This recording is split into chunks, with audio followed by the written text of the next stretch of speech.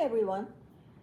Nuthan and I were talking about some of the habits that we have put in place since we both, I don't know, partially retired, work part time, whatever. It's been 3 years for me and a few months for her. Overall, I have to say that there were some things that I mostly was already doing, eating healthy, moving, these kinds of things. But since I had more time after I started working part time, the things that I focused on putting in on a more regular basis were exercise, having a trainer, going to the gym, um, and sleep was a big deal because sleep for me was very compromised when I was working. I had to get up early. I mean, I always thought that it was fine. I was able to do it. I'm a morning person. I get up, but knowing how important sleep, good quality and quantity is for overall good health, I did make a big effort to actually increase the amount I slept and also the quality of sleep. Also added in some regular meditation and yoga, and actually also connecting with friends on a more regular in-person basis.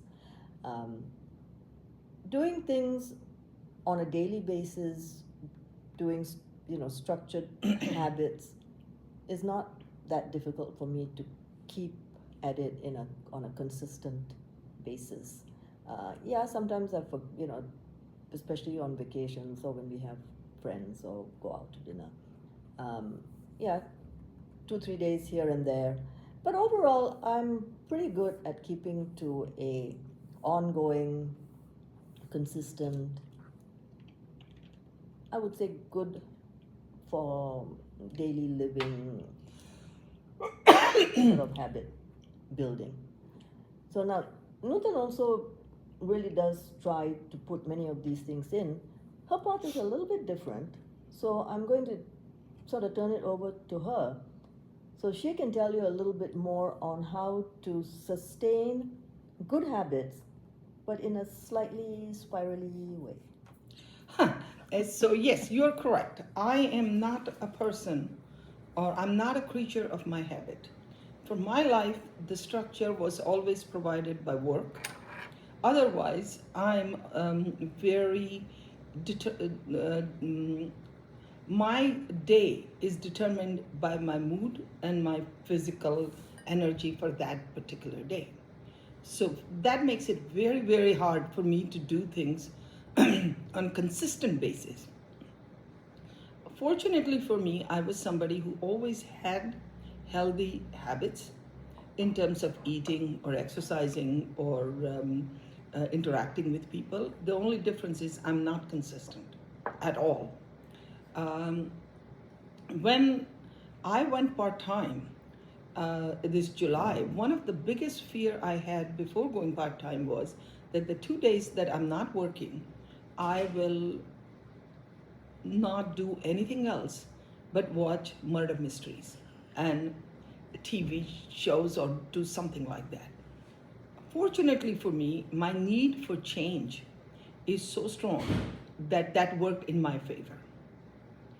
So, what I have ended up doing in my life is not doing everything every day, but trying to make sure that I do things every week or I do things every month.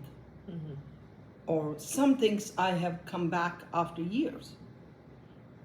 And the thing for me has worked, and maybe for some people, that's the path, Mm. is you determine what your goal is, and it may not be linear path, but it is a circular spiral path, which is deviating all the time, but coming back. So, for example, we all try to eat less carbs.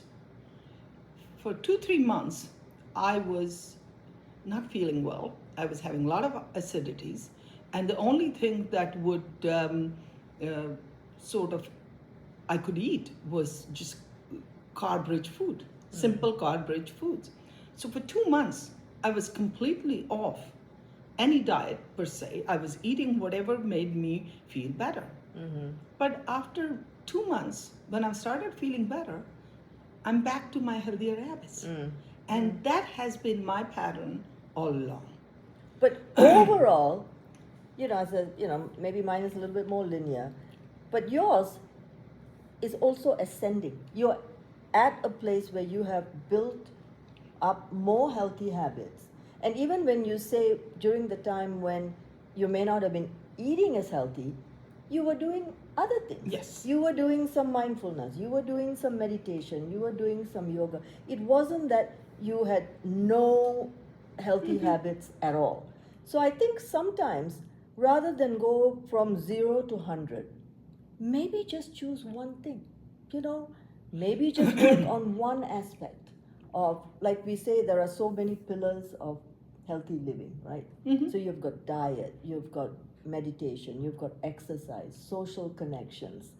That what you're talking about is wellness wheel. Yes. So yes, wellness wheel, the concept of it is that you shouldn't be perfect in everything every single day. As long as overall you are attending to each aspect of wellness wheel, it is going path forward. I like that very much, because that's actually very good, because sometimes when you just cannot do something, it's better to just say, okay, I'm spinning the wheel, let me just choose one thing. Because what that does is it still keeps your mind frame in a somewhat healthy manner. It's not this, oh, I'm going to give up on everything and then it's just all or none.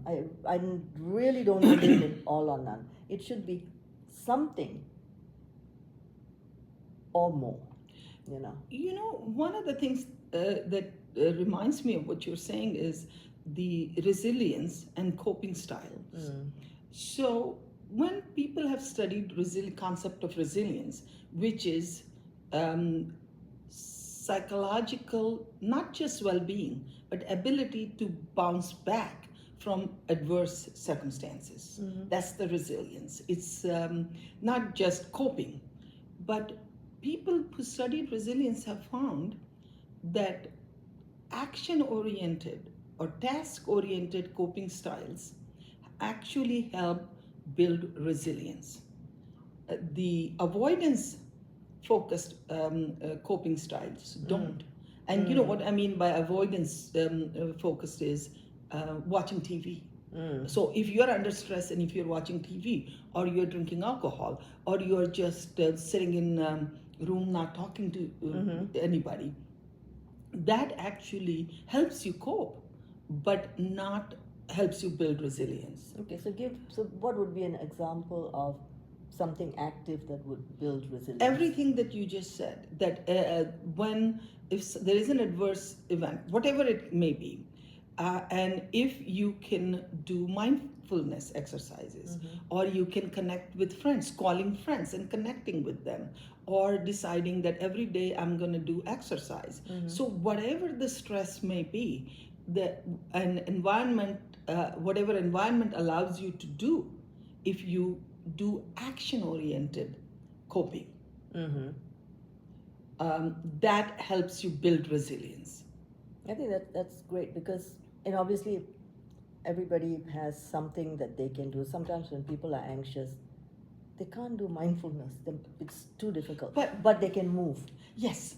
And so I'm giving you an interesting example of how you can use your avoidance style into also helpful. So if, for example, a lot of people deal with stress by eating unhealthy food. Okay. Now, if you want to eat sweets or you want to do this, so you can combine it into action-oriented is you cook your own desserts. You don't have to make healthy desserts, but you cook your own desserts. So there are times when I wanted to eat a cake. Rather than buying it, I bake the cake and eat it, because that becomes more action-oriented. That's actually fascinating. That really is very good, because now once you're actually going to, if you have a recipe, if you're actually going to say, I'm actually going to make this, then maybe you'll actually maybe even look for a healthier way of doing it. I will even tell you the most unhealthy, how you can make it healthier. So if you want to drown your sorrows in a drink, rather than just going to your bar and picking a shot of whiskey, make some cocktail out of that whiskey. So even though it is, it's not as healthy as exercising, but even the fact that you are making it Right. changes the dynamic. Right. Newton and I really don't even drink, so I don't know what kind of example that was. But the cake one was better because, yes, we both like sweet things. And now I'm thinking, wow, that is the thing that you actually sit there and you make something. And even if it is maybe not the most healthy thing, it's better than actually buying it. Although maybe action means go to the bakery and buy it. Would that be action? Well, The exercise? yeah, it could be a little bit. You can walk. Yeah. So anyway. Okay, here's so a little something we're almost towards out the of end. time. Yeah, but that's okay. But you see here, there's a little kettle thing that, even while we are sitting here, I could have been doing this. Or when we're watching TV, which may be not the greatest activity, but you can make even that I do that. kind of, exactly. I do right. that. So we are out of time, so I'm going to stop here. But next time we can talk about different kind of physical activities that you can do while watching TV or talking to family or doing other work. Yeah, or So- even doing remote work from Okay. home. Alrighty. Bye-bye. Bye.